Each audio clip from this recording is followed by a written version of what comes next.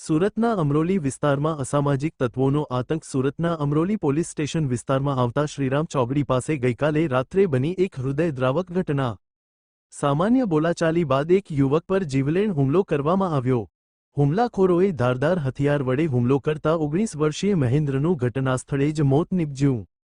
ઘટના શ્રી રામનગર બિલ્ડિંગ નજીક બની। મૃતક મહેન્દ્ર એમ્બ્રોડરીમાં કામ કરીને પોતાના પરિવારનું ગુજરાન ચલાવતો હતો। પરિવાર માટે એકમાત્ર આધારસ્તંભ ગણાતા યુવકના અચાનક મોતથી પરિવાર શોકમાં ગરકાવ। ઘટના બાદ પરિવારે પોલીસ પાસે કરી ન્યાયની માંગ। આરોપીઓને ઝડપીને કડક કાર્યવાહી કરવાની માંગ। પોલીસ દ્વારા મામલે તપાસ હાથ ધરવામાં આવી। આરોપીઓને ઝડપી પાડવા પોલીસો ચક્રો ગતિમાન કર્યા। આ સામાજિક તત્વોના આતંકને લઈ સ્થાનિકોમાં રોષનો માહોલ। મૃતકના પરિવાર દ્વારા न्यायની માંગ।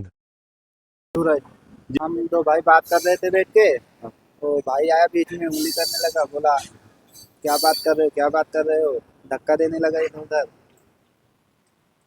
बस माँ का गाली देने लगा। भाई धक्का दिया, बोला जाओ रूम पे तुम। मैं बोला तो दौड़ के गया, चाकू लेके आया, तो साइड में मारा। तो अकेला ही था, श्री राम नगर। नहीं, प्रशासन से मांग रहा हूँ उसके ऊपर सख्त से सख्त कार्रवाई हो। नहीं, पुराना कोई विवाद नहीं था, अकेला ही था। एम्ब्रॉयडरी मशीन चलाता था 1 साल से। अब प्रशासन से क्या मांगे आप?